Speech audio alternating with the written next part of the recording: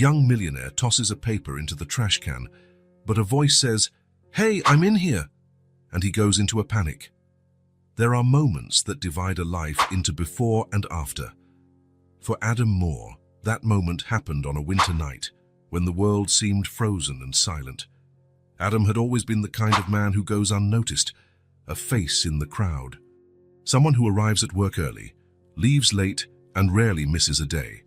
The kind of person others describe as reserved when they're being kind and dull when they're not. His grey suit matched the life he led, organized, predictable, safe. That night, the snow was beginning to fall as he cut through the central square. His steps left temporary marks on the ground that soon disappeared under the white flakes.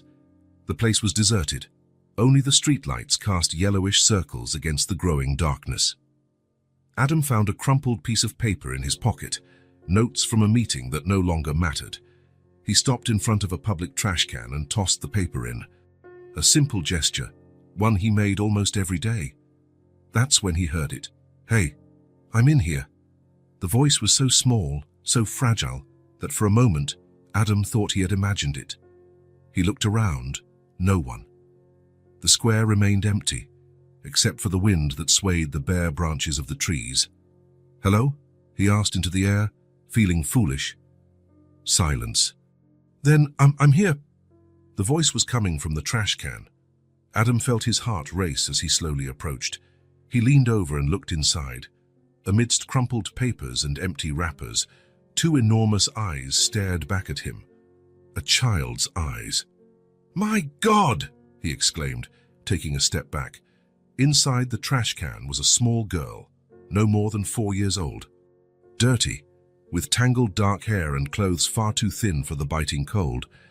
She was curled up like a frightened little animal, hugging her own knees. "What are you doing in there?" Adam asked, his voice coming out louder than he intended. The girl didn't move. She just kept looking at him with those eyes too large for her thin face. "I got in here because it was cold," she answered simply. Adam looked around, desperately searching for someone, parents, a nanny, any responsible adult. But the square remained deserted, and the snow was falling harder now. "Where are your parents?" he asked, crouching down to get closer. The girl didn't answer. A shiver ran through her small body. "You're freezing," Adam said, taking off his coat without a second thought. "Let's get you out of there." Carefully, he reached his arms into the trash can. For a moment, he thought she would pull back, that she would be afraid of him, a stranger. But the girl lifted her arms towards him, in a gesture of trust so pure it caught him off guard. When he lifted her out, he realized how light she was. Her body trembled under the oversized coat he had placed on her shoulders. Her face was smudged with dirt, her lips slightly blue from the cold. "What's your name?" he tried again, adjusting her in his arms. The girl just looked down without answering. The snow was heavier now, falling in thick flakes that stuck to the coat, to the girl's hair, to Adam's eyebrows. The temperature must have been below freezing.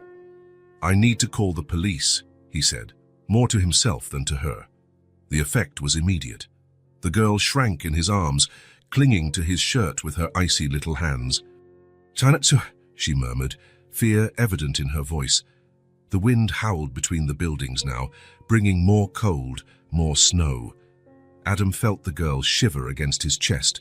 He took his phone out of his pocket. The correct procedure would be to call the authorities. He had found an abandoned child. This was a matter for the police, for social services. But something in her eyes stopped him from making the call.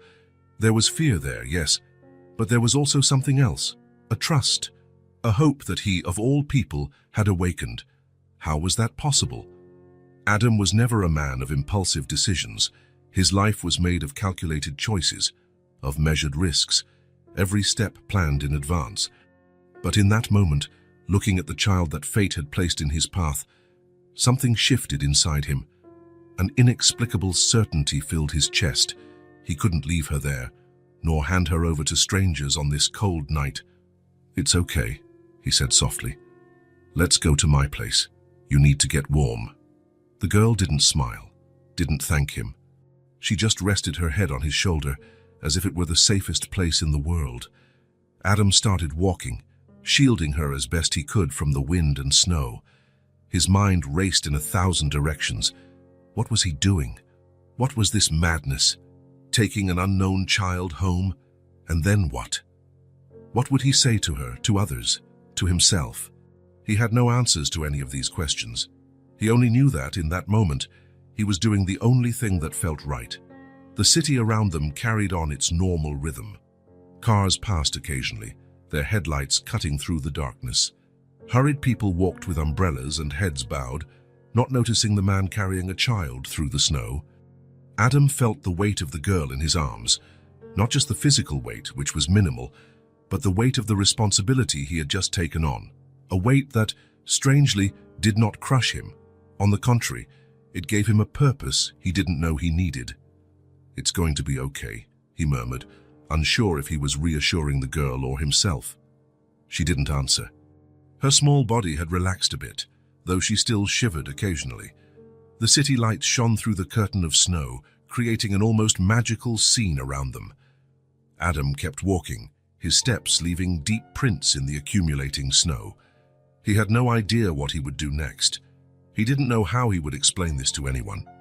He didn't understand the impulse that drove him to act so contrary to everything he knew about himself. He only knew he couldn't do otherwise. And as he moved through the night, against the wind and the snow, Adam Moore, the man who had always lived by numbers and logic, followed the only path his heart would allow, carrying in his arms not just a lost child, but the beginning of a new life for both of them.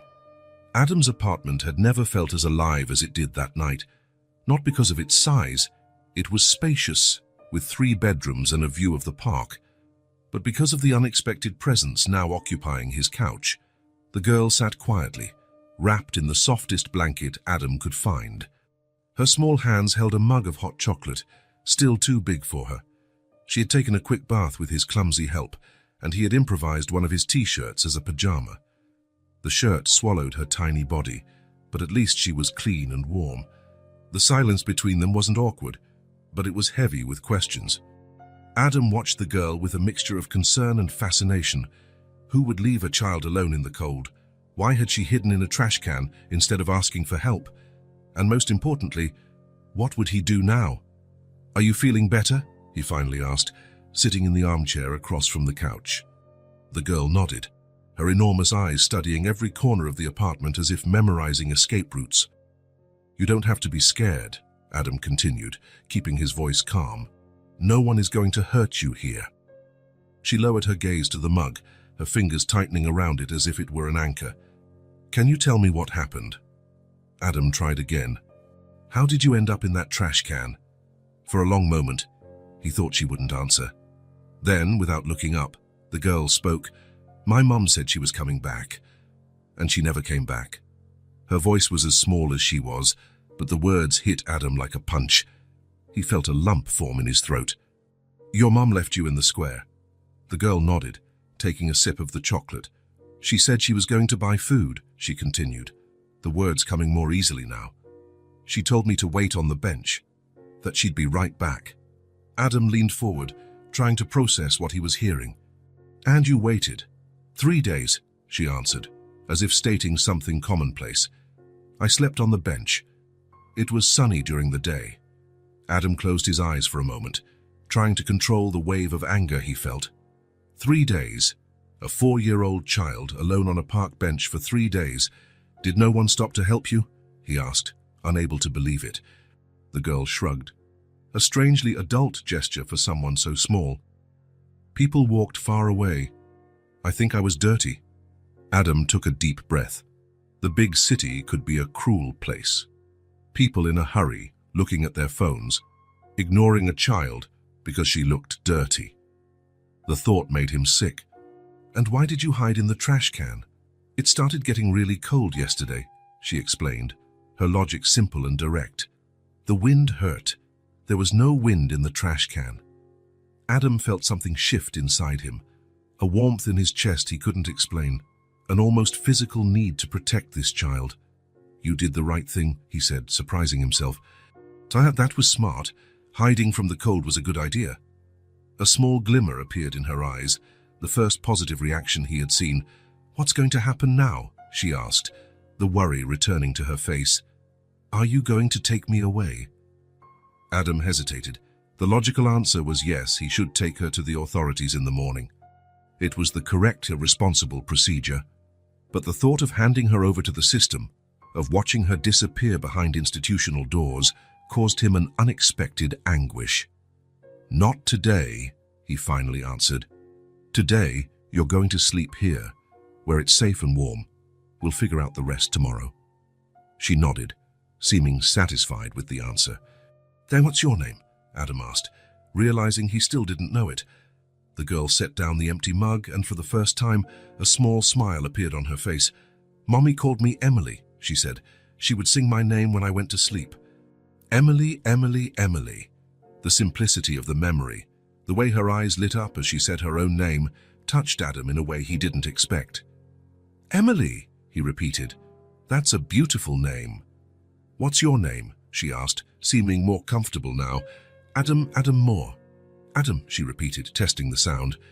"Do you live alone in this big house?" "Yes," he replied, looking around as if seeing his apartment for the first time. "Just me?"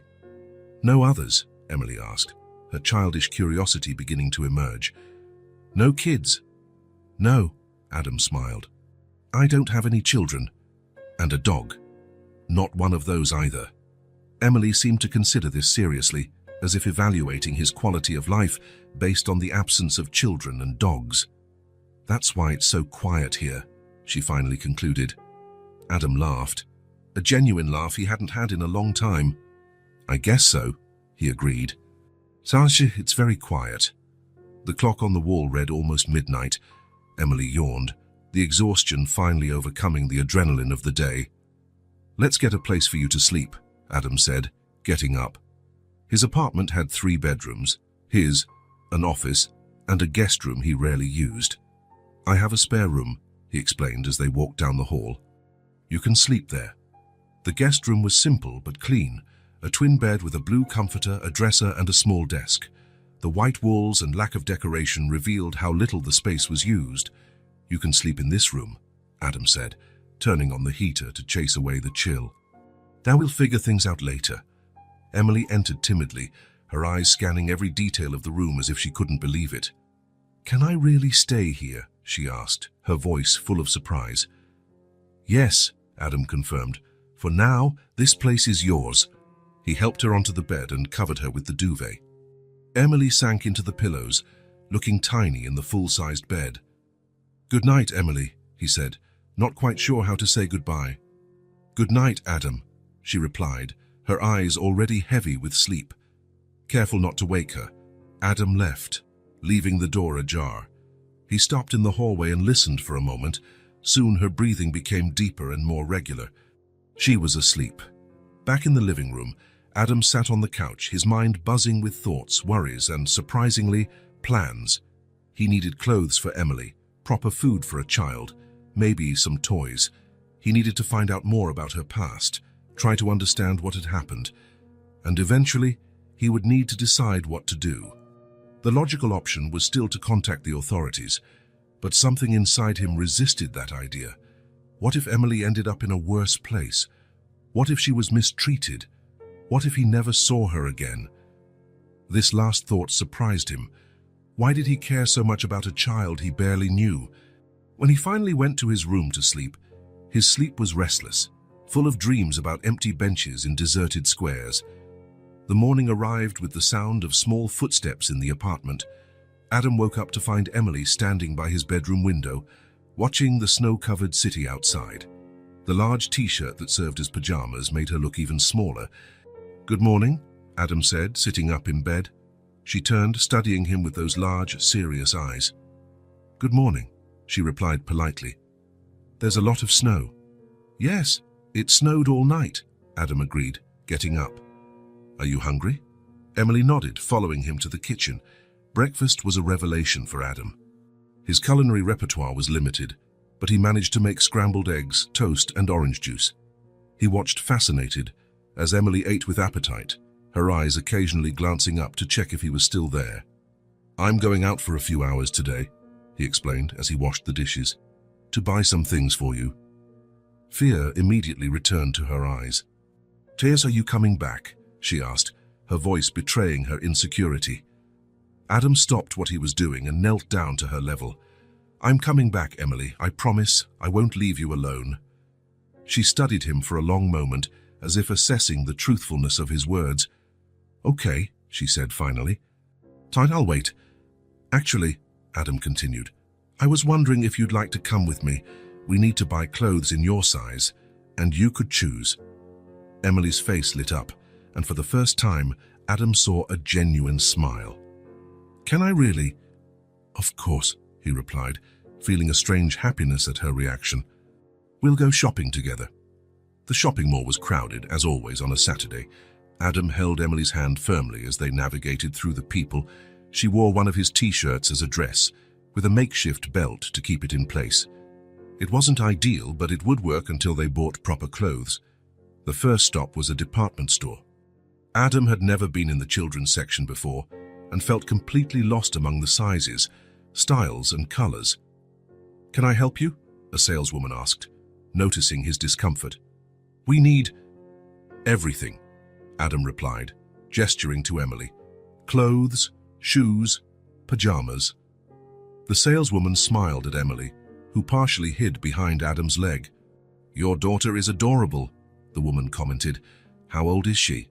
Adam hesitated for only a second. 4 years old, he answered, not correcting the misunderstanding. "And yes, we need a lot of things." The next 2 hours were a surreal experience. Adam, who usually bought only the essentials and hated malls, found himself fascinated by Emily's transformation. With each new outfit she tried on, she seemed to gain a little more confidence. A blue dress, in particular, elicited a look of pure joy from her that made Adam's heart ache. "You look beautiful," he said sincerely, as she twirled to show off the dress. Emily smiled, a smile that lit up her entire face. "Can I get it?" she asked timidly. "Of course," Adam replied. "And we'll get a few more things too." When they left the store, they were carrying bags full of clothes, shoes, socks, and even some hair bows. The next stop was a toy store, where Adam let Emily choose a few items. She selected a teddy bear, some coloring books, and after much hesitation, a simple doll. "Are you sure you don't want anything else?" Adam asked, surprised by her modest choices. Emily shook her head, hugging the bear against her chest. "This is enough," she replied. "Thank you." There was a gratitude in her voice that broke Adam's heart. A 4-year-old child shouldn't be so grateful for basic things. On the way back to the apartment, they stopped at a supermarket to buy food. Adam, who usually ate whatever or ordered delivery, now found himself studying labels and looking for healthy options. Emily helped him, pointing to colorful fruits and vegetables. "Do you like apples?" Adam asked. "I love them," Emily replied. "And strawberries too." "Then we'll get both." When they finally returned to the apartment, it was late afternoon. Emily was visibly tired, but her eyes shone in a way they hadn't before. Adam took all the shopping bags to the guest room, which for now would serve as Emily's sanctuary. Together, they organized the new clothes in the dresser and placed the toys on the small desk. That night, after a simple dinner, Adam walked Emily to her room. She wore one of the new pajamas, pink with little stars, and seemed more relaxed than before. "Are you okay?" Adam asked, as she settled into bed with her teddy bear. Emily nodded, looking around the room which, though simple, was probably better than many places she had slept before. "Emily," Adam began, choosing his words carefully, "do you know your mum's full name, or where you lived before?" The joy vanished from her face, replaced by a thoughtful expression. "Mummy's name is Chelsea," she replied. "We lived in a lot of places. In people's houses, sometimes in the car." Adam nodded, trying not to show his concern. The situation seemed even more complicated than he had imagined. "And your dad?" Emily shrugged. "I never met him." Adam took a deep breath, feeling the weight of the responsibility he had taken on. "Okay," he said softly. "Don't worry about that now. It's time to sleep." He tucked the covers around her and hesitated, not exactly sure how to say goodbye. "Good night, Emily," he said finally. "Good night, Adam," she replied, her eyes already closing. When he left the room, leaving the door ajar, Adam stopped in the hallway. His apartment, always so quiet, now seemed different. There were shopping bags scattered about, toys in unexpected places, and a smell of home-cooked food that had never been there before. In just one day, everything had changed. His routine, his space, his priorities, and somehow, that didn't bother him. Sitting in the living room with a cup of tea he rarely drank, Adam realized that something inside him was also changing. A door he didn't even know was closed was beginning to open. The apartment wasn't just fuller, it was more alive, and, perhaps, so was he. A week had passed since Emily arrived at Adam's apartment. 7 days that transformed not only the physical space, but something deeper that Adam still couldn't name. The first change was visual. What were once pristine white walls now displayed colorful drawings, taped up at heights only a child could choose. Stick figures, a larger one and a smaller one, holding hands, appeared in almost all of them. "That's you and me," Emily explained when Adam asked, as if it were obvious. In the refrigerator, once empty except for leftover takeout and a few beers, there were now apples, milk, yogurt, and those little juice boxes that Emily loved. The kitchen table, once used only as a mail drop, now had crayon marks and cookie crumbs. That Sunday morning, Adam watched Emily draw at the coffee table in the living room. Concentrated, her tongue sticking out of the corner of her mouth, she traced colorful lines on a sheet of paper. Her hair, once tangled, was now clean and styled in a simple braid that Adam had learned to do by watching online tutorials. "What are you drawing?" he asked, sitting on the sofa next to her. "A house," Emily replied without looking up. "With a garden." "And a swing," Adam smiled.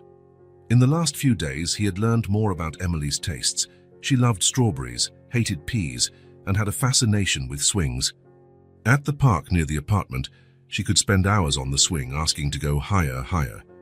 "It looks like a great house," he commented, looking at the drawing full of vibrant colors and impossible proportions. Emily finally looked up, her large eyes studying Adam's face with an intensity that sometimes unnerved him. "Have you always lived alone?" she asked suddenly.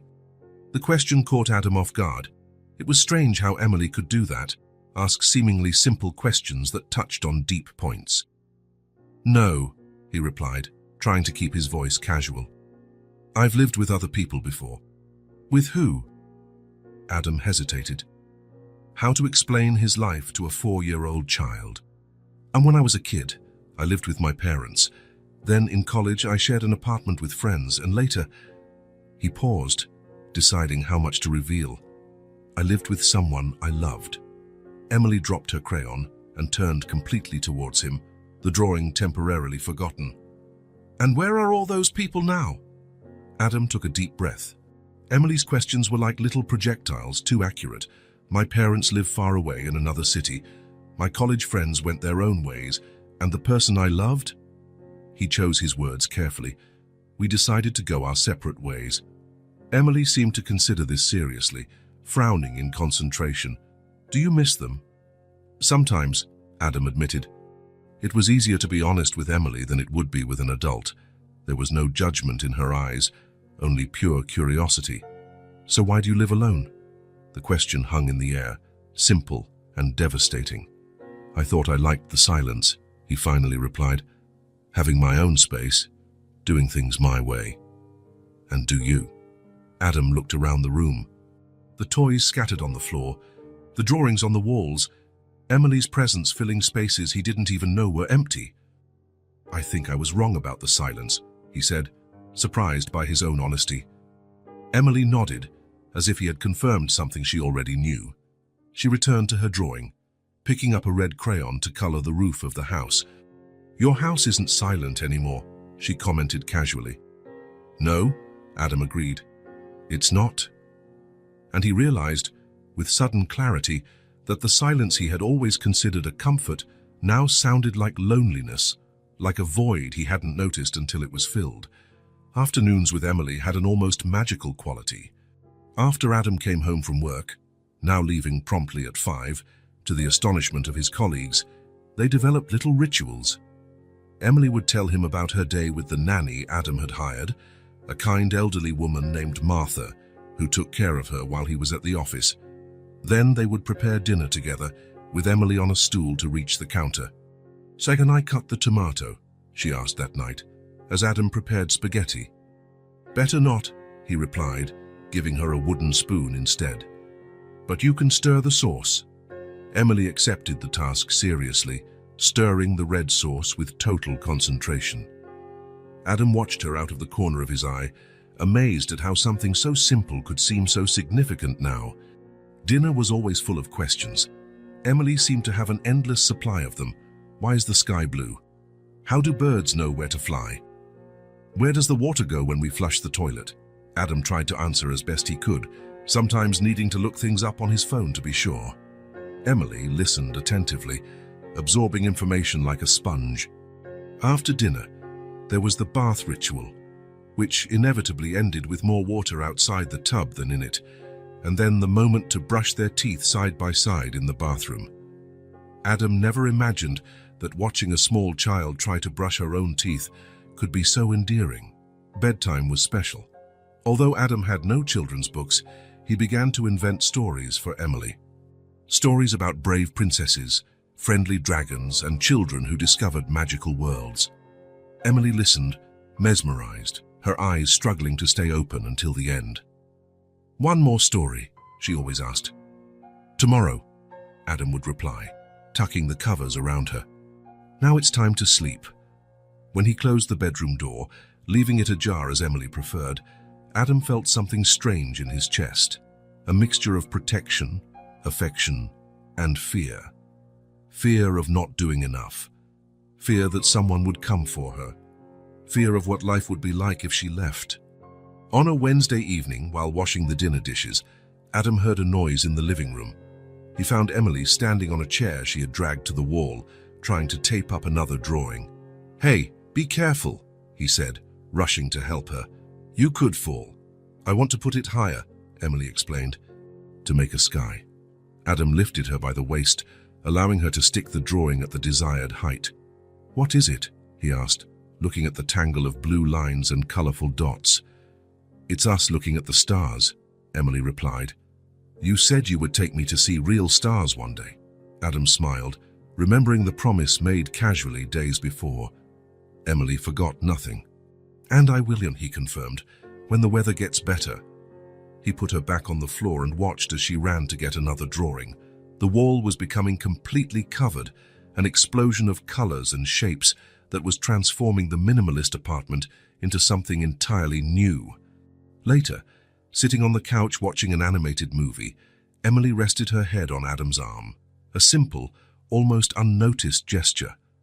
But for Adam, it represented something profound. Trust. He looked at the girl that fate had placed in his path, her dark hair falling over her face, her attentive eyes fixed on the television, her little legs dangling in the air.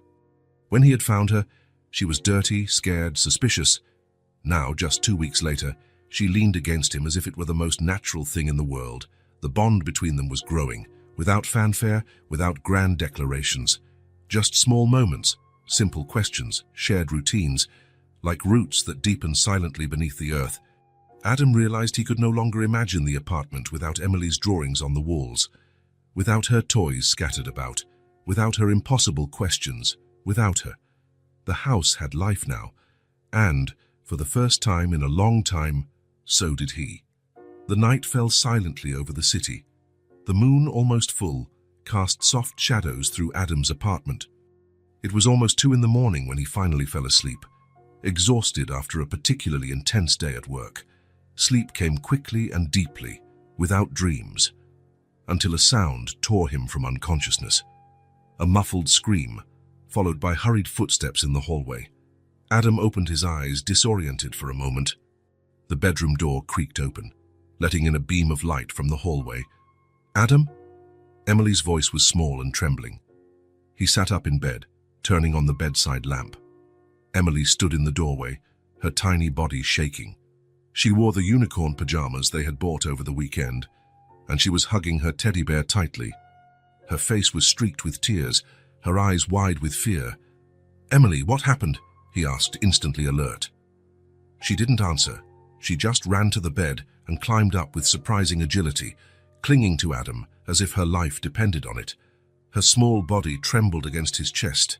"Hey, it's okay," Adam murmured, hugging her automatically.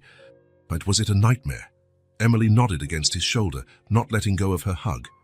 Adam could feel the tears soaking his t-shirt, the tremor that ran through her body. "Do you want to tell me what you dreamed about?" he asked softly, stroking her hair. For a long moment, Emily didn't answer. When she finally spoke, her voice was so low that Adam had to lean in to hear. "I dreamed I was back on the bench, alone. It was snowing a lot, more than before. And I called and called out, but no one came." Adam felt a tightness in his chest. In recent days, Emily had rarely mentioned the bench where she was abandoned. He had even hoped wishfully that maybe she was forgetting. Apparently, the fear had only been hiding beneath the surface. "It was just a dream," he tried to reassure her. "You're safe here." Emily pulled away a little, just enough to look into Adam's eyes. Her little face was serious, her eyes still bright with tears. "Are you going to disappear too?" The question hit Adam like a punch. 4 simple words that carried the weight of an abandonment no child should ever know. 4 words that revealed the fear that lived inside her, day after day, even as she drew colorful houses and laughed at cartoons. In that moment, Adam fully understood what it meant to have Emily in his life. It wasn't just about providing a roof, food, clothes. It was much more. It was promising presence, constancy, emotional security. He held Emily's small hands in his. They were so small, so vulnerable. How could anyone abandon this child? "Emily, look at me," he said, keeping his voice steady despite the lump in his throat. "I'm here. I'll stay." Her eyes studied his face, searching for signs of a lie or hesitation. Adam held her gaze, letting her see the truth in his eyes. "Promise?" Emily asked, her voice barely a whisper. "I promise." It was a simple promise, just 2 syllables. But Adam felt its weight, the responsibility. And, surprisingly, he wasn't afraid. For the first time in years, commitment didn't scare him. On the contrary, it seemed the only possible path. Emily continued to look at him for a few more seconds, as if assessing the sincerity of the promise. Then, slowly, the tension began to leave her body. Her shoulders relaxed, her breathing became more regular. "Can I stay here?" she asked, already settling against the pillow. "Of course," Adam replied, "just for tonight." But deep down, he knew it wouldn't be just one night. It was a turning point, a boundary crossed. He lay down next to Emily, who immediately snuggled closer, the teddy bear squeezed between them. Adam pulled the comforter over them and turned off the lamp. In the dark, he could hear Emily's breathing, getting calmer and calmer. The storm of fear had passed, at least for now. "Adam?" Her voice came softly in the darkness. "Yes. Do you think she'll come back one day?" Adam closed his eyes. He knew exactly who Emily was talking about. The question he asked himself every night, as he thought about what would happen if Emily's mother reappeared. "I don't know, Emily," he answered honestly. "But no matter what happens, you won't be alone again. I promise you that." Emily was silent for so long that Adam thought she had fallen asleep. Then her voice came again, even softer. "Okay." 2 simple words that carried a world of meaning. An acceptance, a beginning of trust.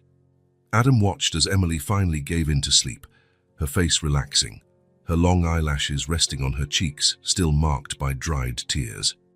He felt a wave of protection so intense it almost hurt.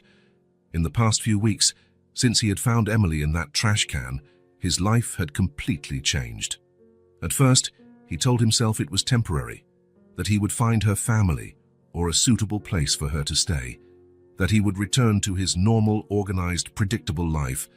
But now, looking at the sleeping girl beside him, Adam knew there was no going back. He didn't want to go back.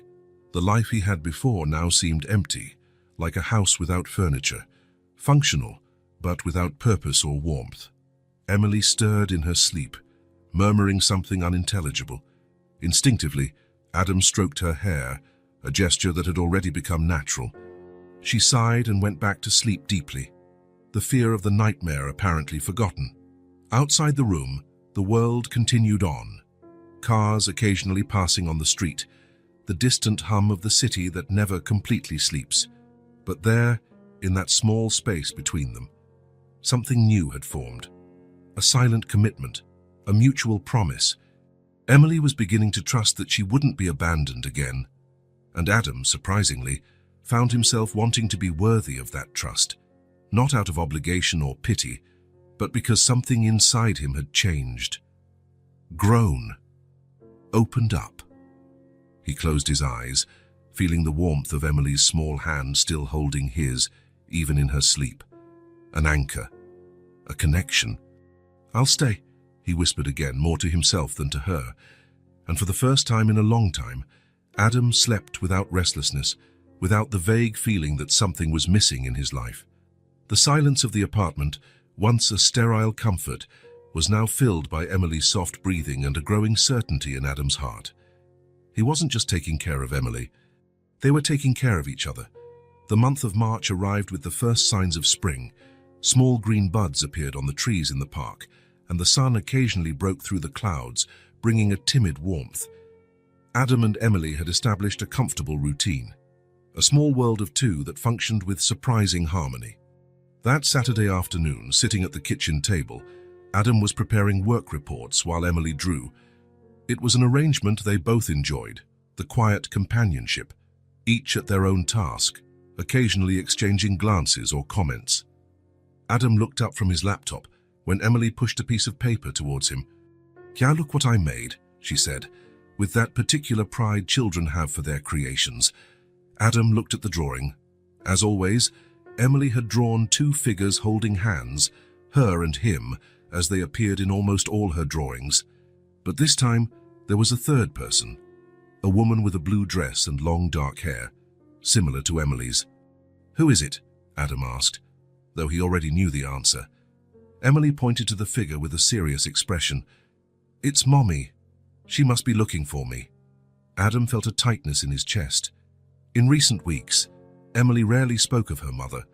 She had adapted so well to her new life that he sometimes almost forgot the temporary situation they were in. "It's a very beautiful drawing," he commented, keeping his voice neutral. "Do you remember what your mum's face looked like?" Emily frowned in concentration. "She was pretty," she finally replied, "and she sang to me to sleep." "What else do you remember about her?" "She wore that blue dress when she had to ask for money on the street. She said it was her lucky dress." Adam nodded, trying to fit this new piece of information with the little he knew. A young woman named Chelsea, who lived on the streets with her daughter, who owned only one special blue dress, who had abandoned her 4-year-old daughter on a park bench during the winter. "Do you miss her?" he asked carefully. Emily was silent for a moment, her eyes fixed on the drawing. "Sometimes," she finally replied, "but now I have you." The simplicity of the answer hit Adam hard. He swallowed, trying to ignore the wave of emotion that washed over him. "Yes, you do," he confirmed, reaching out to stroke her hair.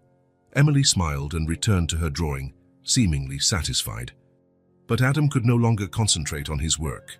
He looked at the drawing, and a certainty grew within him. He had to find Chelsea, not because he wanted to return Emily. The thought of being separated from her now was unthinkable, but because they both deserved answers. Emily needed to know why she had been abandoned, and Adam needed to understand who he was dealing with. What kind of person would leave a child alone in the cold? And, although he tried not to think about it, there was the real possibility that Chelsea would return one day, looking for her daughter. He needed to be prepared for that. When Emily finally fell asleep that night, Adam sat in the living room with his laptop. He didn't know where to start. He had only a first name, Chelsea, and the knowledge that she and Emily had lived on the streets, sometimes sleeping in a car. He started by searching for homeless shelters in the city. There were dozens, some specific to women with children. He made a list, planning to visit each one. He also looked for support groups, social assistance organizations, soup kitchens, any place where homeless people might seek help. It would be a discreet search. He didn't want to involve the authorities, at least not yet. The fear of losing Emily to the foster care system was still very real. Adam closed his laptop past midnight, rubbing his tired eyes. It would be a difficult, possibly futile search, but he had to try. For Emily, and also for himself. The following days brought more clues about Emily's past, little stories that emerged at the most unexpected moments. During her bath, as Adam shampooed her hair, she commented casually, "Mommy and I used to take baths in the mall bathrooms sometimes." She said it was an adventure. At the park, watching a young couple with a baby, Mommy said I was the best gift she ever got, but sometimes she cried at night when she thought I was asleep. At bedtime, as Adam tucked her in, "We used to sleep in the car when it rained. It was small, but Mommy would make a fort with blankets." Each revelation was like a piece of a puzzle. Adam collected them mentally, trying to form a picture of the life Emily had before, a life of deprivation, certainly, of cold and hunger, but also, apparently, of love. The idea confused him. How could someone who loved her daughter abandon her? The following Sunday, Adam took Emily to the zoo. She had never seen most of the animals in person, only in books or on television. Her joy was contagious, running from one enclosure to another, asking endless questions. Do lions sleep in beds? Do giraffes get sore necks? Do monkeys have a mommy and daddy like us? Adam answered patiently, amazed by her insatiable curiosity. They stopped for a snack at the zoo's cafeteria. While Emily nibbled on a sandwich, her eyes followed a family at the next table, a father, a mother, and 2 small children. "Do you have a mommy and daddy, Adam?" she asked suddenly. The question caught him off guard. "I do," he replied. "They live far from here." "Are they nice?" Adam smiled, thinking of his parents, who called religiously every Sunday night. "They are, yes. I think you'd like them." Emily considered this seriously as she drank her juice. "Mommy used to say my daddy was a prince who had to go away to a faraway place," she said finally. "Yes, but I think that was just a story."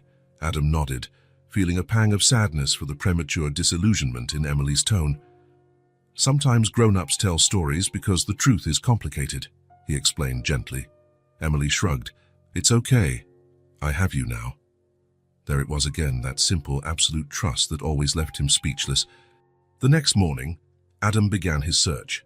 He used his lunch break to visit a homeless shelter a few blocks from his office. A middle-aged social worker with kind eyes and a tired expression listened to his story attentively. "I can't provide information about our clients," she explained politely. "Yeah, but I can ask if anyone knows this person." Adam showed her a photo of Emily that he kept in his wallet. "The mother's name is Chelsea. I don't know her last name. She has dark hair, probably in her 20s. She used to wear a blue dress when she panhandled." The woman nodded, jotting down the information. "Leave your contact information. If I find anything, I'll get in touch." Adam thanked her and left without much hope. It would be a long search. In the following days, he visited 3 more shelters, a soup kitchen that served free meals, and even a mobile clinic that served the homeless. In each place, he left the same description, the same photo, the same phone number. In none did he get concrete answers. One evening, as they prepared dinner together, Emily mentioned casually, "Mommy knew how to make soup out of anything. She said it was magic." Adam looked at her, interested. "Really? What kind of soup?" "With things we were given," Emily replied, setting the table carefully. "Or that we found." She would make it in a can with a small fire. Adam imagined the scene, a young woman cooking in a can over a makeshift fire, trying to feed her daughter with the little she had. The image was painful. "She seemed very smart," he commented, keeping his voice light. "She was," Emily smiled, "proud. So she knew how to do a lot of things." After dinner, while Emily watched a cartoon, Adam searched on his laptop for areas of the city where homeless people tended to gather. There were a few known spots, under specific bridges, near certain overpasses, in certain parks. He made a new list, planning to visit each of these places in the coming days. As he closed his laptop, his eyes fell on the drawing Emily had made. The 3 figures holding hands, the woman in the blue dress. It was now taped to the refrigerator, among so many other drawings. Who was this woman really? What had led her to live on the streets with a small child, What had made her abandon her daughter? Was she sorry now, looking for Emily as the girl believed? And if she was, what would that mean for them? Adam sighed, feeling the weight of the responsibility he had taken on. Every day that passed, his bond with Emily grew stronger. The thought of losing her was too painful to contemplate, but he couldn't run from the truth. Emily had a mother, a history before him, and he needed to find out what it was. The next morning, before leaving for work, Adam looked at Emily eating her breakfast. She was smiling, swinging her little legs under the chair, telling him about a dream she'd had about pink elephants. "I have to work late today," Adam said, hating the small lie. "Martha will stay with you until I get back." Emily nodded, used to the routine with the nanny. "Okay, we're going to make cookies today." Adam smiled and kissed the top of her head. "Save some for me." Leaving the apartment, he felt his determination grow. He would visit the first place on the list today, and he would keep searching until he found answers. For Emily, who deserved to know the truth about her past, and for himself, who needed to understand the future that awaited them. A silent search, without promises, without stated expectations. Just the need to complete a story that had begun on a cold park bench marked, where a child had waited for 3 days for someone who never returned. After 3 weeks of searching, Adam still hadn't found any concrete trace of Chelsea.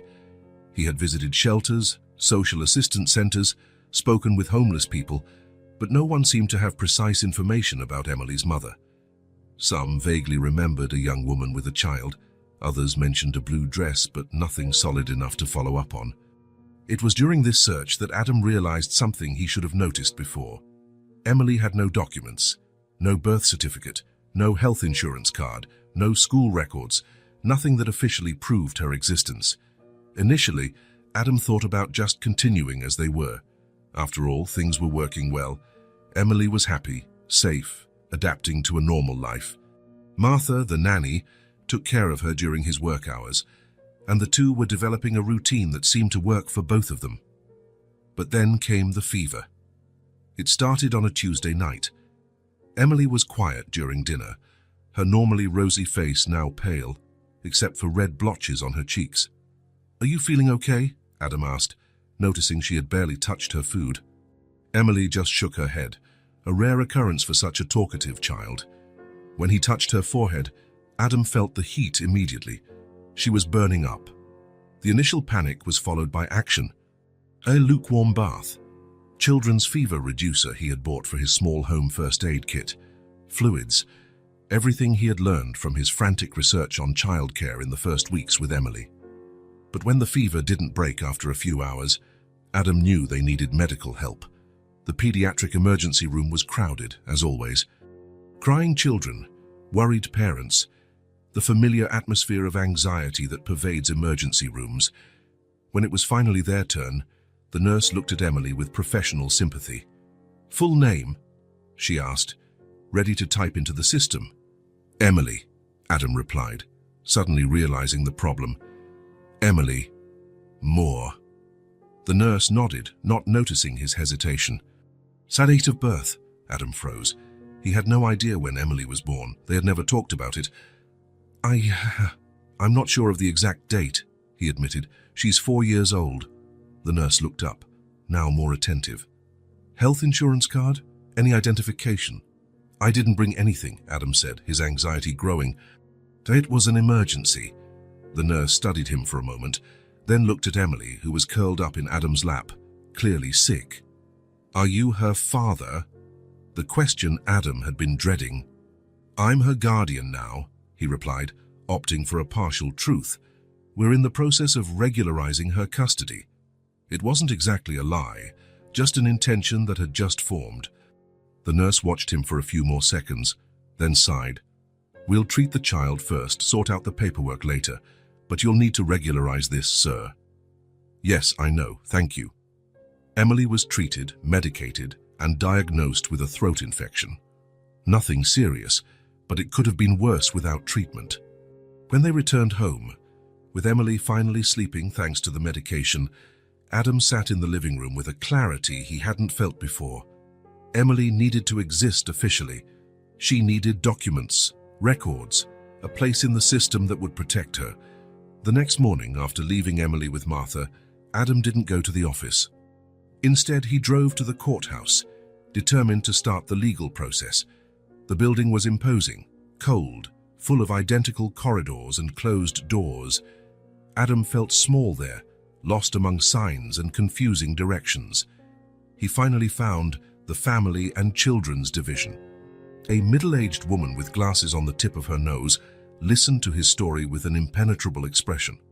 "Let me get this straight," she said when Adam finished. "You found an abandoned child, and instead of contacting the authorities, you just took her home." Said like that, it sounded terrible, criminal even. "I know I should have followed procedures," Adam admitted, "but she was so scared. And now we've formed a family. I want to do the right thing, legalize everything." The woman peered at him over her glasses.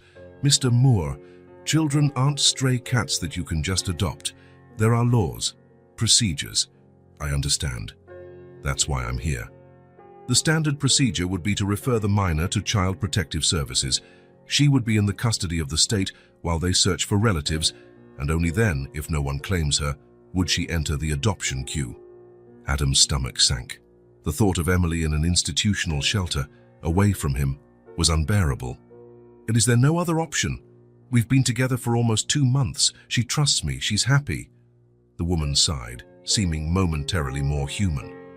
"There's the possibility of provisional guardianship while the case is investigated. But we would need a social worker's report, a psychological evaluation, proof of income, a fixed residence." "I have all of that," Adam interrupted, hope growing. "I can bring all the documents tomorrow. And the child will need to be registered.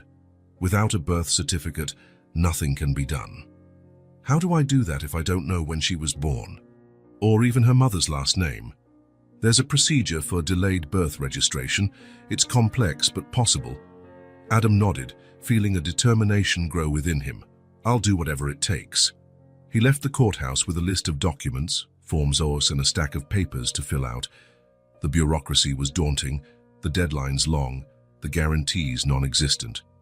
But as he drove back home to Emily, Adam felt a certainty he hadn't had before. This was the right thing to do, the necessary thing, the inevitable thing.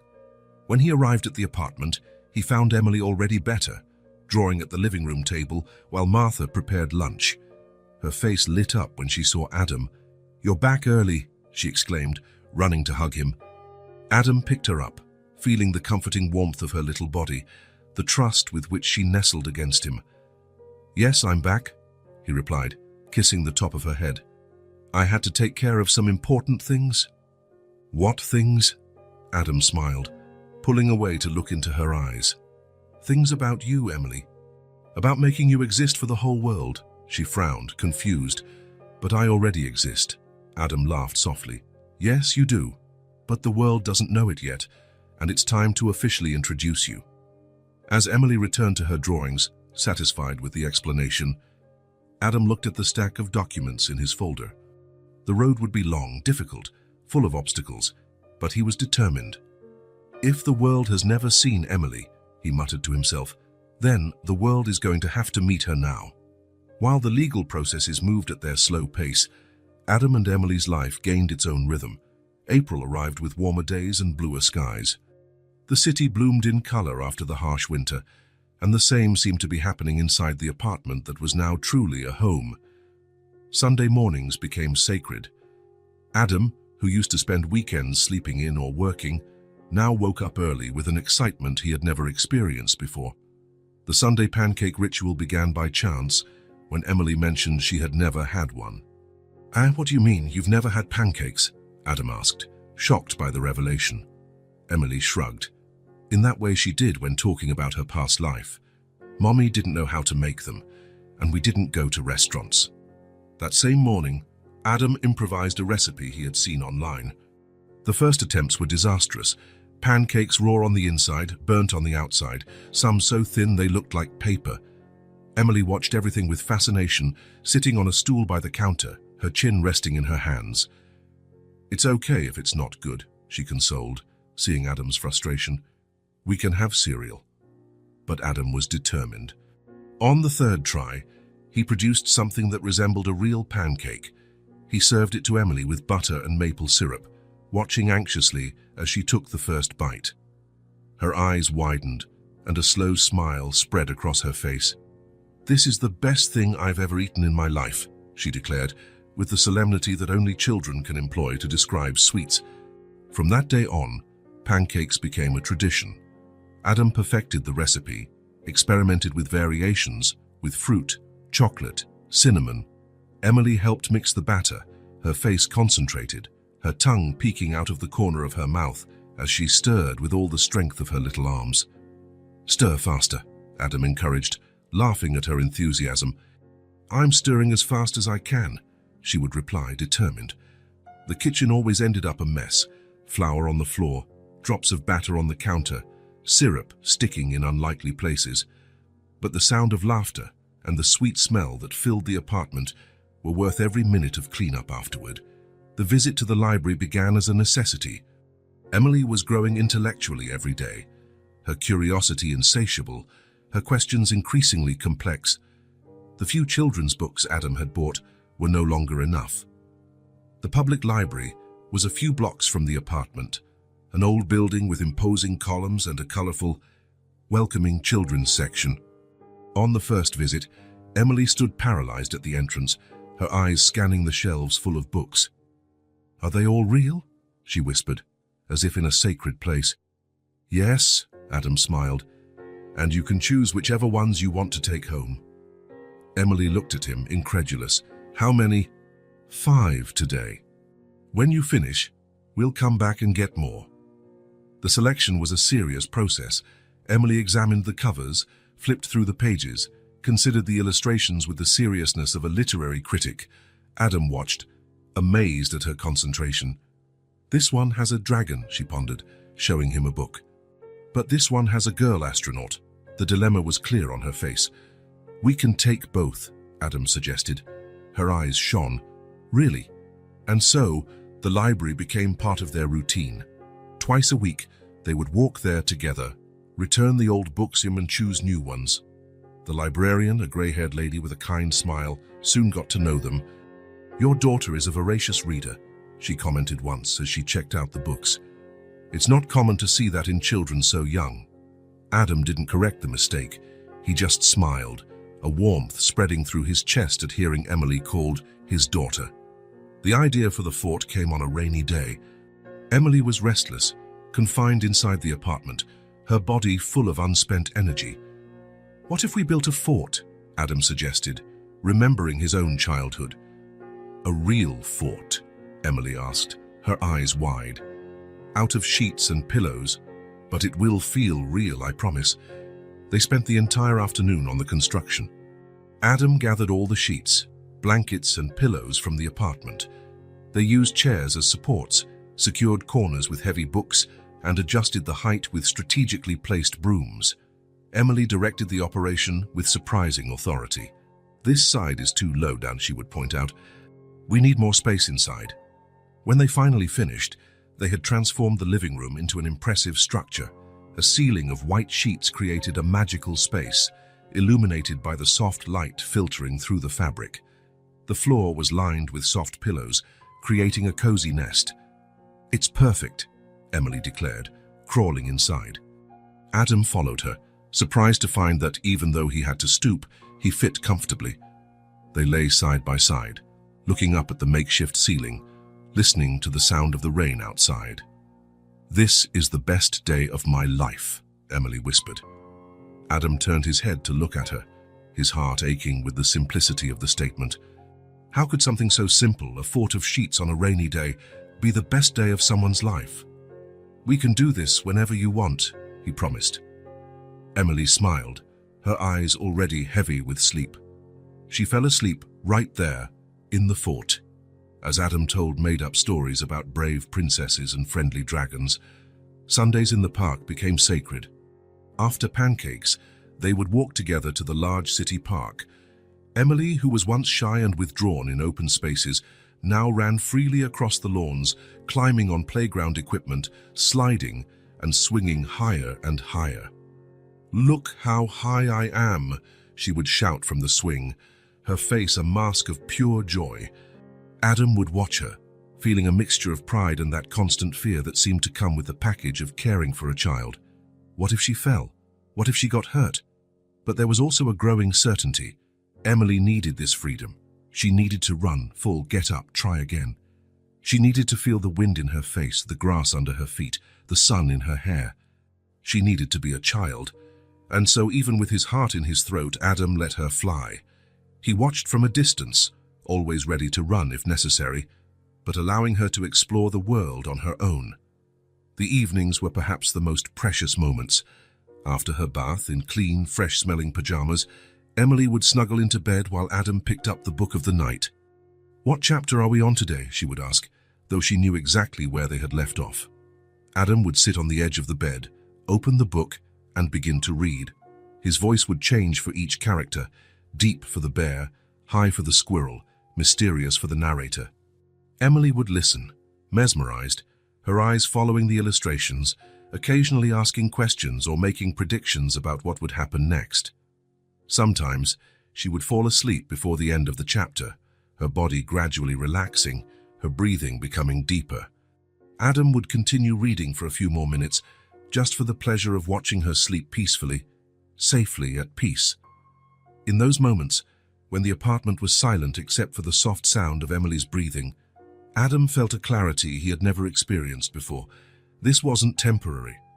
It wasn't just taking care of an abandoned child until something better came along. This was life. These were real days, true moments, memories being built, brick by brick. As he closed the book and turned off the light, leaving only the small star-shaped nightlight that Emily had insisted on buying, Adam finally understood. He wasn't just taking care of her, he was living with her, and he could no longer imagine a life different from this one.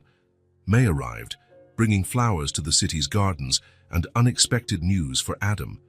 The phone call came on a Tuesday while he was finishing a meeting at the office.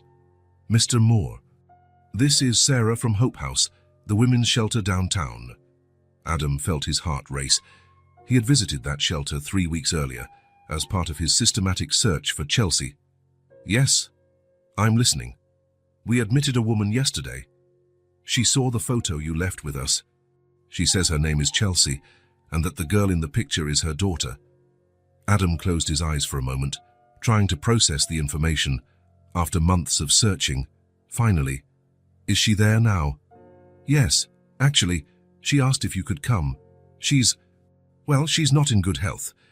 20 minutes later, Adam parked near the small exposed brick building that housed Hope House. It was a simple place, but clean and well kept, a refuge for vulnerable women. Sarah was waiting for him at the entrance, a woman in her 40s with kind eyes and a weary expression. "Thank you for coming so quickly," she said, guiding him inside. "Chelsea is in a more private area. I need to warn you, she's very weak."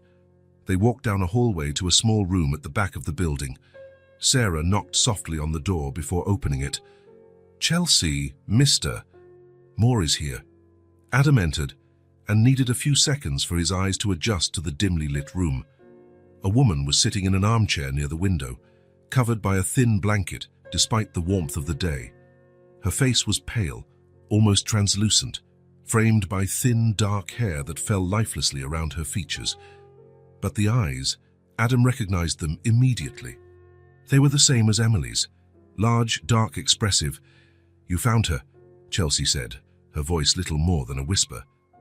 "You found my Emily." Adam approached slowly, sitting in the chair opposite her. Up close, he could see how sick she was. Her body, far too thin, seemed to almost disappear under the blanket. The bones of her face were prominent, her skin having a yellowish tone that spoke of liver dysfunction. "Yes," he replied softly. "She's fine. She's safe." Chelsea's eyes filled with tears that soon ran down her hollow cheeks. "Thank God," she whispered. "Every night I prayed that someone good would find her. Someone who could give her what I couldn't." Adam tried to contain the anger he still felt. How could a mother abandon her child on a park bench in winter? But looking at Chelsea now, the anger began to give way to something more complex. "Why did you leave her alone? She waited for days." Chelsea closed her eyes, as if the question was a physical pain. I knew I didn't have much time, she finally answered. The doctors gave me a few months, liver cancer, terminal stage. She paused, breathing with difficulty. I tried to find someone to stay with her, family, friends, social services, but I have no family. The friends I had were as lost as I was, and social services. I was afraid they'd put her in a bad place, that they'd separate her from me before I could say a proper goodbye. Adam listened in silence, trying to understand. So you decided to leave her on a park bench? Chelsea shook her head, tears falling silently. It wasn't like that, her voice faltered. I took her with me to the hospital that day. I was feeling very sick. While we were waiting, I asked her to stay on the bench in the square across the street for a few minutes while I talked to the receptionist. She took a deep breath, visibly gathering her strength to continue. I passed out inside the hospital. When I woke up, I was in the ICU. I had lost so much blood. I was sedated for 3 days. When I could finally speak, the first thing I asked about was Emily. Nobody knew who I was talking about. Nobody saw her. Adam closed his eyes, the pieces falling into place. 3 days. The same 3 days Emily had waited. When they released me, I ran to the bench. She wasn't there. I looked everywhere, asked everyone who passed by. I was too weak to go far. I ended up passing out again and went back to the hospital. Why didn't you call the police? Adam asked. A sad smile appeared on Chelsea's chapped lips. People like me avoid the police, Mr. Moore. Besides, I didn't have her papers. Emily was born in a shelter, never officially registered. I was afraid that if the police found her, she would end up lost in the system. Or worse, that they would blame me and take her away from me forever. Adam nodded slowly. The reality of people living on the margins of society was something he was only beginning to comprehend. What happened next? When I got out of the hospital the second time, I kept looking, but I was getting weaker and weaker. For the last few weeks, I could barely get out of bed. Then I saw your photo yesterday when I got here. Her eyes lit up briefly. She's so beautiful. She looks happy. She is happy, Adam confirmed. She's an incredible child. Chelsea smiled, a genuine smile that for a moment broke through the mask of illness, revealing the young mother she must have been. How did you find her? In a trash can, Adam answered honestly. She said she was protecting herself from the cold. Chelsea closed her eyes, the pain evident on her face. She was always smart. Even so little, she knew how to take care of herself. She opened her eyes again, now intense, fixed on Adam. Did you take good care of her? With everything I have, Adam replied without hesitation. Does she ask about me? Adam hesitated. Sometimes. She draws you. She believes you're looking for her. Fresh tears streamed down Chelsea's face. I left her because I knew I wouldn't last, but I loved her with everything I had. Her voice was almost a whisper now. Please, don't bring her here. I don't want her to see me like this. Just promise me she'll be happy. I promise, Adam said, surprised by the firmness in his own voice. Chelsea seemed to relax at the promise. Slowly, with trembling hands, she opened a small bag that was beside her and took out 2 objects, an envelope and a small box. Now this is for Emily, she said, handing them to Adam. The necklace was hers when she was a baby. It belonged to my grandmother, the only valuable thing I have. Adam opened the box. Inside was a small silver necklace with a star-shaped pendant. Simple, delicate, perfectly suited for a child. And the letter. It explains everything. Why I left her, how much I loved her. Chelsea gripped Adam's hand with surprising strength. Give it to her. When the time is right, don't tell her I was weak. Tell her I left her with love. Adam nodded, carefully placing the items in his pocket. How much time? He began, not knowing how to phrase the question. Give us a few weeks, maybe less, Chelsea replied, understanding the unasked question. It's okay. Now that I know she's safe, I can go in peace. They talked for a while longer. Chelsea told him about Emily's early years, how she started walking early, her first tooth, how she loved for her mother to sing her to sleep. Precious little stories that Adam would save for Emily someday. When they said goodbye, Adam promised to come back. They both knew there might not be time for a second visit. On his way out, Sarah caught up with him. She refused palliative care for a long time, she explained in a low voice. She only agreed to come here when she could no longer move on her own. The truth is, she probably won't last the week. Adam thanked her for the information and returned to his car. He sat there for a long time, the necklace and the letter weighing in his pocket. How would he tell Emily? When would be the right time? She was so young to understand death, to process abandonment, even if it was done out of love and desperation. He decided he would wait. He would wait until Emily was older, until she could understand the complexity of the situation. Until then, he would keep the necklace and the letter safe. And, in the meantime, he would press on with the adoption. He had already started the process, filled out countless forms, gone through interviews and home visits. Now, with Chelsea's location and her evident incapacity, the process could be expedited. Emily would have a name, documents, an official existence, and she would have a father, not by blood, but by choice. He started the car and drove home, to Emily, his heart torn between sadness for the mother she would lose and the determination to honor the promise he had just made. Emily would be happy, of that he was certain. Autumn painted the city in shades of red and gold when the envelope arrived. Adam recognized it immediately, quart-headed paper, the same kind he had received so many times in recent months. But this one was different, thicker, final. His fingers trembled slightly as he opened the envelope. 6 months of waiting, forms, interviews, home visits, hearings. 6 months since he had found Chelsea in that shelter and heard her story. 4 months since her quiet passing. A departure Adam had kept secret from Emily, saving the necklace and letter for the right moment. The document was there, official and definitive. Legal recognition of full adoption.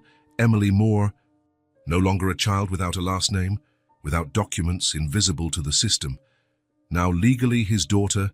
Adam sat on the sofa, the paper still in his hands, unable to look away from the printed name. Emily Moore. 2 simple words that changed everything, that made official what his heart had known for a long time.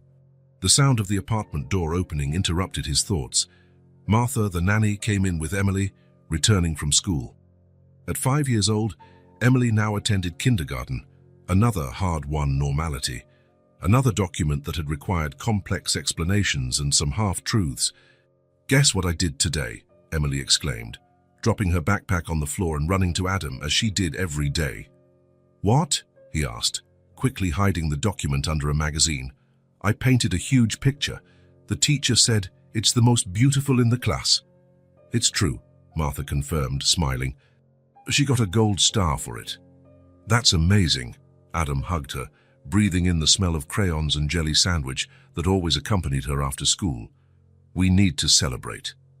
"Celebrate how?" Emily asked, her eyes lighting up. Celebrations, in their language, usually meant ice cream or pizza. "How about a special dinner? We can go to that Italian restaurant you like." "With spaghetti? With all the spaghetti you can eat?" Martha looked at Adam with curiosity. She knew him well enough to know that something more was going on. "Well, I'm heading out," she announced, grabbing her bag. "So tomorrow at the usual time?" "Actually, Martha," Adam hesitated, "I think we're going to take a few days off, maybe the whole week. I have some important news for Emily." Understanding dawned on the nanny's face. "The paperwork finally came through?" Adam nodded, feeling emotion tighten his throat. "Finally," Martha smiled, giving him a brief hug. "Congratulations, Adam. You both deserve it." After she left, Emily looked at Adam with her head tilted. "What paperwork? Is it a surprise?" Adam knelt to her level, his hands gently holding her small shoulders. "It is a very special surprise. But we'll talk about it during dinner, okay? Now, how about you go change while I get a few things ready?" Emily agreed, running to her room. No longer the guest room, but truly her space, with walls painted a soft yellow, children's furniture, and shelves full of books and toys. Alone, Adam picked up the phone and made a quick call. He had been planning this moment for weeks, waiting only for the official confirmation. The Italian restaurant was just a few blocks from the apartment. It was a familiar place, with checkered tablecloths and an elderly owner who always made a point of personally greeting regular customers. "Signor Moore, Signorina Emily," Paolo exclaimed as he saw them enter. "Your special table is ready." Emily looked around, surprised. Their usual table was different, a special tablecloth, flowers in the center, even a small candle. "Why is it special today?" she asked as she sat down. "Because today is a very important day," Adam replied, trying to control the nervousness in his voice. After Paolo left with their orders, spaghetti and meatballs for Emily, lasagna for Adam, the moment he had been waiting for arrived. "Emily," he began, "do you remember when we started trying to get your documents so you could go to school and the doctor?" She nodded, licking her lips in anticipation of the dessert that would surely come after dinner. "I remember. You said I needed to exist on paper, not just for real." "Exactly. And do you remember that for that to happen, we needed a judge to say that I'm your dad?" Emily frowned slightly. "But you're already my dad." Adam felt his heart swell at those simple words. "Yes, in the ways that matter, I already am. But now..." He took the envelope from his coat pocket and opened it. "Now it's official. For everyone." He placed the document on the table, turning it so Emily could see. She leaned forward, her curious eyes scanning the paper full of words she couldn't yet fully read. "What does it say?" "It says that you are my daughter. Legally, officially, forever?" Adam pointed to a specific line. "And it says that your name is now Emily Moore." Her eyes widened. "Moore like you?" "Yes, just like me. We have the same name now." Emily was silent for a moment, absorbing the information. Then a slow smile began to spread across her face. "So you're my real dad now? And I'm your real daughter?" "Yes, Emily, forever." She jumped out of her chair and ran to Adam's side, throwing her arms around his neck with such force that he almost lost his balance. "I knew it. I knew you would stay with me forever." Adam hugged her back, not caring about the tears that were now streaming freely down his face, nor the emotional glances of the other customers. Back at the apartment, while Emily was taking a bath, Adam retrieved a package he had hidden in the living room closet. Inside was a silver frame, elegant but simple, chosen especially for the occasion. Carefully, he placed inside it the photograph they had taken at the park weeks before. In the image, he and Emily were sitting on a swing, laughing at something they could no longer remember. Their faces shone with a pure, genuine, unmistakable happiness. It was his favorite picture of them. When Emily came out of the bath, already in her pajamas and with damp hair, Adam called her into the living room. He had placed the frame on the mantelpiece, in a place of honor. "I have one more surprise," he said, pointing to the photo. Emily approached, her bare feet silent on the carpet. She looked at the image for a long moment, her little face serious and contemplative. "Do you like it?" Adam asked, unsure of her silence. She didn't answer immediately. Instead, she reached out and gently touched the glass of the frame, tracing the outline of their faces. "And now it feels like I've always belonged here," she said finally, her voice small but full of certainty. Adam felt a wave of emotion so intense that for a moment he couldn't speak. He knelt beside her, looking at the photo that now visually officialized what the documents legally affirmed. "Because you do," he replied, his voice hoarse with contained emotion. Emily turned to him, her dark eyes so much like Chelsea's, full of a wisdom that surpassed her age. "I know," she said simply, as if it were the most obvious truth in the world. And maybe it was. Maybe, despite all the documents, hearings, and official stamps, the truth had always been there since that cold night when their paths crossed. Maybe Emily had always been a part of him, even before they met. A missing piece in his life, fitting perfectly into the empty space he didn't even know existed. That night, as he tucked Emily into bed, Emily Moore, his daughter, Adam felt a peace he had never experienced before. A sense of completeness, of purpose fulfilled. "Good night, Emily Moore," he said, testing the full name, savoring how right it sounded. "Good night, Daddy," she replied, already half asleep. Daddy, no longer Adam. The transition had happened naturally, without discussion or planning, just like everything in their journey together. Returning to the living room, Adam stopped again in front of the framed photo. Two smiling faces, two lives intertwined by chance, fate or some greater force he didn't dare to name. A family, now also on paper, but mainly, irrefutably, in the heart. A year had passed since the judge signed the papers, making official what their hearts already knew. A year of firsts.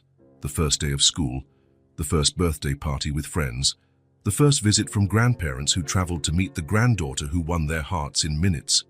The apartment had changed too. It was no longer the meticulously organized space of a single man, nor the temporary chaos of the first months of adjustment. It was a home, with photos on the walls, drawings on the fridge, and an ever-growing collection of children's books on the living room shelf. The mornings had a routine they both cherished. Adam would wake up first, preparing breakfast while Emily still slept. Pancakes on Sundays, cereal on weekdays, eggs on Fridays. Small rituals that brought structure and security. "Emily, time to get up," Adam would call, knocking gently on the yellow bedroom door. Invariably, she would ask for just 5 more minutes, before appearing in the kitchen with disheveled hair and a face still marked by the pillow. The walk to school was a 10-minute journey they both valued. Emily would tell him about her dreams from the previous night, or share elaborate theories about why the sky is blue or how fish breathe underwater. At the school gate, Adam would kneel for one last hug. "Have a great day, Emily Moore." "You too, Daddy Moore," she would reply with a smile, before running off to join her friends. Adam would watch for a moment before heading to the office, where pictures of her decorated his desk, prompting questions and smiles from colleagues who still marveled at the transformation of the once reserved Adam Moore. The evenings were their favorite time. After dinner and a bath came the sacred ritual of reading. Emily, already in bed, would choose the book of the night while Adam settled beside her. "It's time for bed," said the farmer. Adam would read, his voice changing for each farm animal to Emily's delight. Sometimes she would fall asleep in the middle of the story. Other times she would insist on just one more chapter, please, with those eyes that Adam found increasingly difficult to say no to. It wasn't a perfect life. There were occasional tantrums, low marks in math, nightmares that still woke her up sometimes, calling for a mother who was no longer there. But it was real and solid. How family built not by blood but by chance, choice and love. It was on a quiet spring Sunday that Adam decided it was time. Emily was turning 6 the following week. It seemed like the right moment to share the last piece of the puzzle that was her story. After breakfast, instead of suggesting their usual walk to the park, Adam sat with Emily on the living room sofa. "I have something important to talk to you about," he began, feeling the weight of the necklace in his shirt pocket. Emily looked at him with curiosity, sensing the seriousness in his voice. "Is it something bad?" "No, it's not bad," Adam smiled to reassure her. "It's about your mum." Emily's eyes widened. They rarely talked about Chelsea. Not because it was forbidden, but because Emily seemed to have accepted her absence in a way that Adam still found surprising for someone so young. "Did you find her?" Emily asked, her voice suddenly small. Adam nodded, taking her hand. "Yes, I found her, a while ago." He then told her, in simple but honest words, how he had searched for Chelsea for months, how he had found her in the shelter, already very sick, how she hadn't abandoned Emily by choice but due to circumstances beyond her control. She was very sick, Emily. The kind of sick that doctors can't cure. "Did she die?" Emily asked directly, her eyes fixed on Adam's. "Yes, sweetie." Shortly after we met, Emily was silent for a long moment, processing the information. Adam waited, giving her the space she needed. "Did she think of me?" she finally asked. "Before she went away." "She thought of you every day," Adam replied, his voice thick with emotion. "You were the most important person in the world to her." Slowly, he took the small silver necklace with the star-shaped pendant out of his pocket. "She asked me to give this to you. It was yours when you were a baby. Before that, it belonged to your great-grandmother." Emily took the necklace reverently, her small fingers tracing the outline of the star. "I remember this," she whispered. She said it was magic, that the stars would watch over me. Adam then took the envelope, slightly crumpled with time, from his other pocket. She also wrote this letter for you. Do you want me to read it? Emily nodded, moving closer to Adam as he carefully opened the envelope. The letter was simple, written in a trembling hand. It spoke of unconditional love, of dreams for Emily's future, of regrets and hopes. It explained, in gentle words, why she had to leave her on that bench, trusting that the universe would take better care of her than she ever could. When Adam finished reading, they both had tears in their eyes. Emily held the necklace against her chest, as if wanting to keep it as close to her heart as possible. She wanted me to be happy, Emily said, her voice choked but firm. More than anything in the world, Adam confirmed. Emily looked at the necklace, then at Adam, her eyes shining with tears. She loved me, and you love me too. Now I have two hearts with me. Adam felt his own heart expand in his chest, filled with a love so immense it seemed impossible to contain. He pulled Emily into a hug, feeling her small body shake with soft sobs. And you are the center of both, he said softly, kissing her hair. They stayed like that for a long time, embracing on the sofa as the sunlight created dancing patterns through the curtains. There was no need for more words. The truth was there between them. A complete story now, with all the pieces in their places.